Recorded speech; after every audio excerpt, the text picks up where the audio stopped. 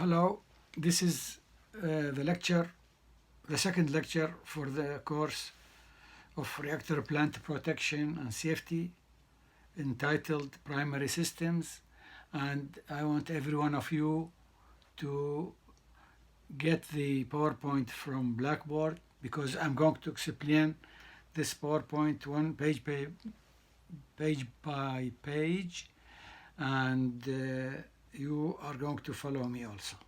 So the first page is the title in UET 1300 Reactor Plant Protection and Safety Primary Systems. Second page is a drawing showing you the pressurized water reactor. Pressurized water reactor, abbreviated PWR. And you might say, why pressurized water reactor? There are hundreds of types of reactors.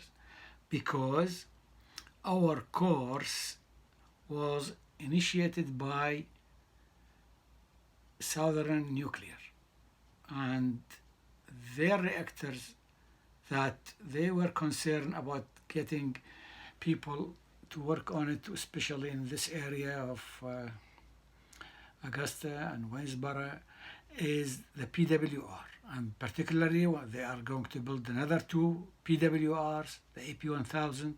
So they initiated the course and they contacted us, the college, and we started the course 10 years ago. And we've been supplying personnel for the reactor, and later on by the Savannah River site also.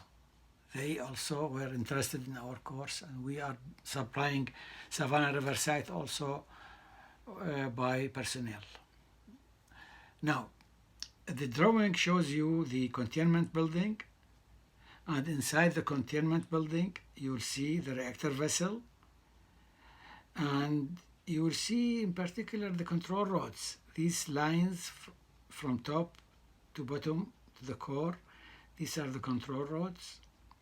And you will see also on the same drawing in the containment building the steam generator. So the hot water from the reactor goes through what we call the hot leg to the steam generator, and it will come back to the reactor through the action of the pump. Meanwhile, there is a cold water coming from the secondary cooling circuit, and that water goes into the steam generator, and that water will turn right away into steam because of the heat in the piping. That heat comes from the reactor. So we get steam, and the steam run the turbine, and the turbine run the alternator, and we got electricity. The diagram shows all these things. Now that steam which comes from which runs the turbine and the alternator, condensed. There's a device called condenser in the drawing, and that condenser condenses the steam, make it water again, and back to the steam generator. So we call the secondary circuit. We are in this course today, we are primarily concerned with the primary circuit, all the stuff inside the containment building. There is another item in the containment building, which is the pressurizer. See that pressurizer? That device controls the pressure in the PWR. Okay? And now we have four items in this primary circuit, as shown in the drawing: the pressure vessel itself, control rods, pressurizer, steam generator, and the pump. We call the pump RCP, reactor coolant pump. Please pay attention to these acronyms. RCP, and reactor, sometimes we say RX only, reactor. Okay, so now this drawing here shows you the primary cooling circuit, and the secondary, I just explained it. There is a little third circuit. The third circuit is that the water we bring for cooling to the condenser. How do you get the water? We get water from the river or from sea if the reactor is near the sea, and that water cools the condenser, which helps condensation, and then it will go to the cooling tower to get cooled. Because when the water comes from the sea, it will get heated. So we send it to the cooling tower for cooling. Okay? So that is the drawing of the pressurized water reactor. And by the way, in particular, it is the Westinghouse design that we are going to speak a lot about. Because as you know, there are 3 companies here in this country, they produce PWRs. Number 1 is the Westinghouse. Second is Combustion Engineering. Third, Babcock and Wilcox. So these 3 companies, please pay attention. 3 companies, they produce PWR in the USA. Okay, we go to the next slide now. The next slide, you will see that it is all right up, and we are going to show you that the objectives describe the purpose, basic operation, major components, and design features associated with the following reactor plant system. Reactor coolant. Now, what is the purpose of the reactor coolant?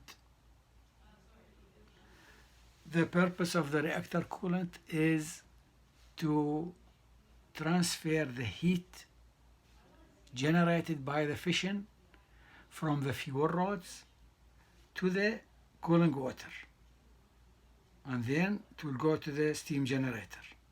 That is the purpose of the reactor coolant. The second point, reactor vessel and core and reactor core. This coolant and the fuel and other structural materials are all in the reactor vessel. The reactor vessel is a steel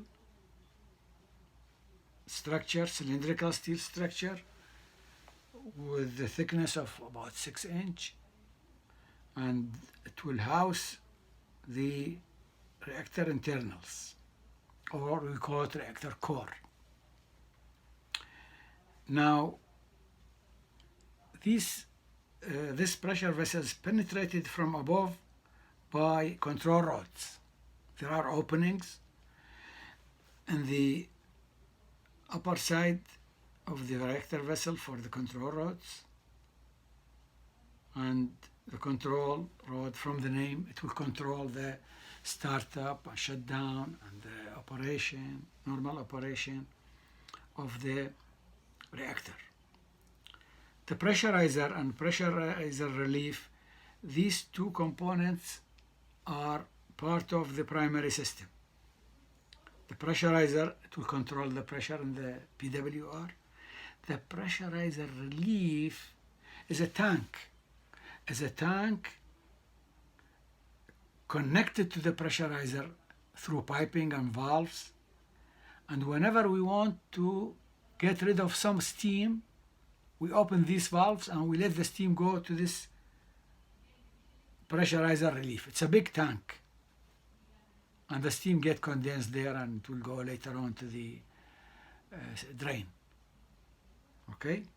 The steam generator, I just explained to you the steam generator and how it does produce steam and so on. Reactor coolant pump, RCP. The job of the reactor coolant pump is to circulate the coolant between the reactor and the steam generator. That's the job of the RCP, reactor coolant pump. Okay? chemical and volume control. The primary circuit has this system integral to it, which is not shown in the drawing I just showed you. The job of this system is to purify the water, because the water get a lot of corrosion products, a lot of things unwanted. So there is a system for cooling, for purification. We call it chemical and volume control. Not just purification, this system does, it also provide the water with boric acid. We add boric acid to the water to control the reactor, because at the beginning when we first load the reactor, the reactivity is too high, so we don't want to use the control rods up and down and so on. So we use boric acid. We dissolve this boric acid in the water. Now this boric acid, it acts like a control rod, but uniform, homogeneous.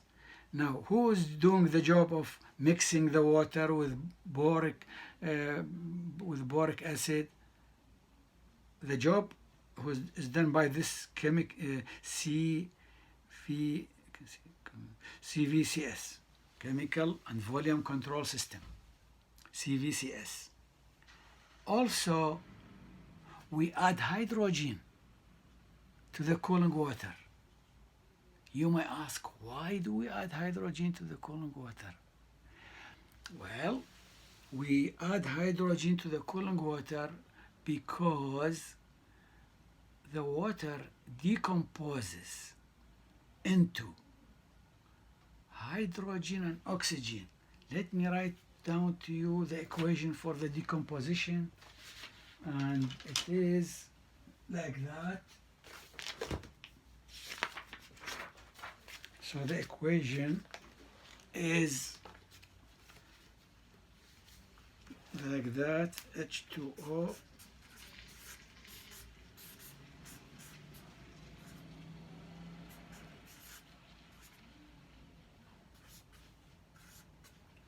this is the equation. H2O, it gets into water, hydrogen and oxygen. Now, this is an equilibrium equation. So that what goes this way goes back this way. So when we add hydrogen, we have excess in this side. So all the stuff which was separated to go back to become water. Okay, so that's one of the reasons we add hydrogen to the water of the PWR. That's one of the reasons. The other reason is we get rid of the oxygen also. So when you add hydrogen and that will combine with the oxygen, we got rid of the oxygen because the presence of oxygen helps corrosion. You see? So when you get rid of the oxygen, you are going to avoid corrosion. Now, during the mixing of this, or mixing this hydrogen with the coolant, this done also in the chemical and volume control system. So see how many jobs this CVC is doing. Purification of the water, adding boric acid with the concentration that we desire, and we add hydrogen also. We add hydrogen. Okay, so now we go to the next slide. The next slide here is a drawing showing you a cross-section of the PWR. This is a big drawing, shows you the containment building, and inside the containment building there's the reactor, the steam generators, the pressurizer, just we did in the last diagram. Then we there's another building next to the containment building, which is the turbine building. And as you see, the steam goes first to the high pressure turbine, certain HP turbine. Then there are 3 low pressure turbines, LP turbines, low pressure turbine.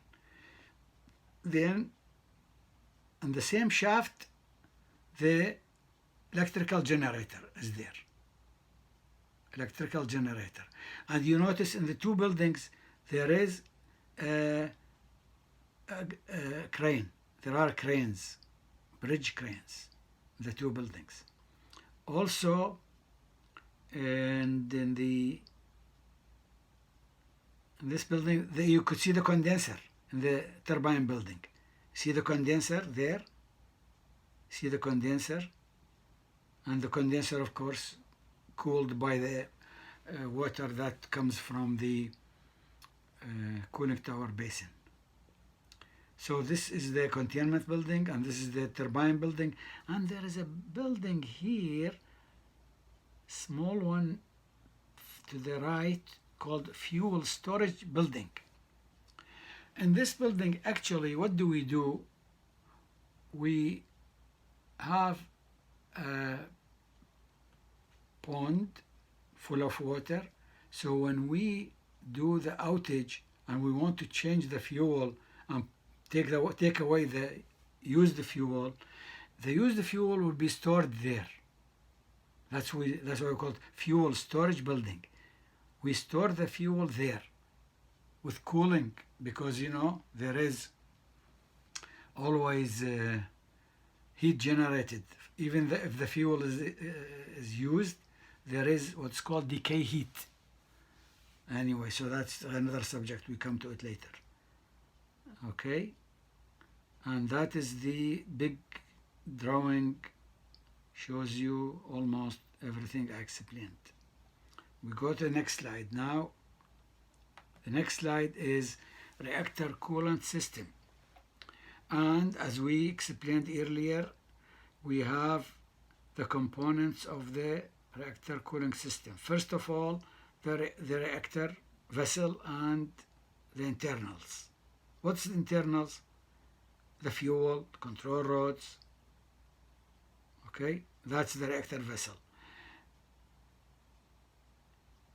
Also, you will see in the drawing the pressurizer, and you will see in the drawing the steam generator, number 3, steam generators, and you will see the coolant pump, reactor coolant pump. It's a nice drawing, colored also. And you will see the wall, which made of concrete and steel, the containment building wall. That is containment building wall.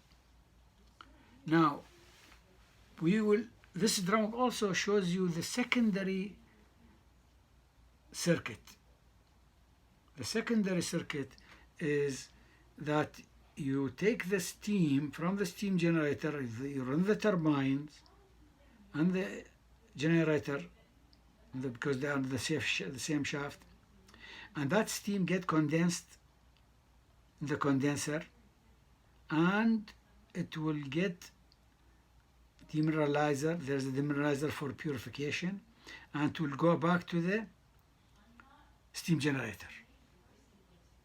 It will go back to the steam generator. That's the secondary cooling circuit.